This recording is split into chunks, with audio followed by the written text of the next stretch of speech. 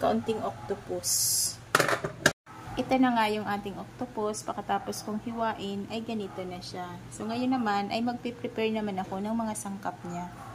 Isang sibuyas ang ating gagamitin sa ating sangkap sa ating recipe ngayon. Okay, una natin na gagawin ay magpiprepare muna tayo ng ating mga sangkap. So, ang gagamitin ko nga pala dito ay Himalayan salt. Ayan. So, Himalayan salt ang gagamitin natin. Dagdagan ko pa. Ayan.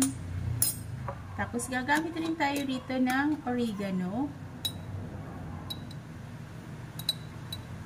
Ganito lang karami yung ating oregano. Tapos, gagamit rin tayo ng cayenne. So, itong cayenne pala ay maanghang. Tapos, lalagyan rin pala natin ng paprika. Yung paprika natin ay ganito karami. Tapos, gagamit tayo ng thyme.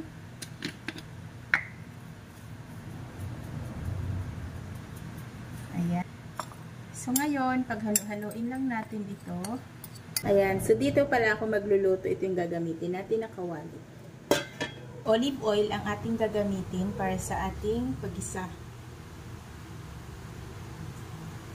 Ayan, so mainit na yung ating kawali. Ilalagay na natin yung sibuyas. Ilalagay ko na yung sibuyas. Halo-haloin lang natin.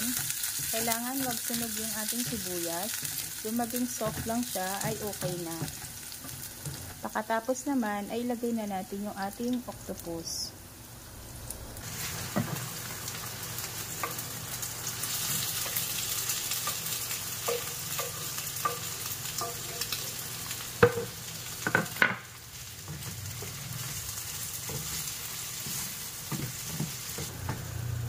Ilagay muna natin dito sa tabi. I-set aside muna natin yan.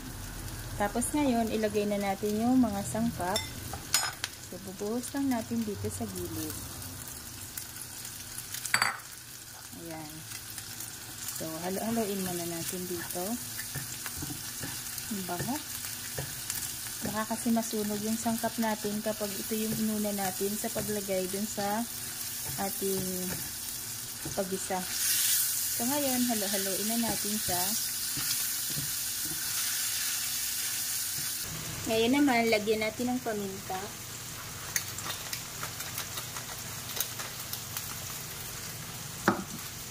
Tapos, halo-haloin na.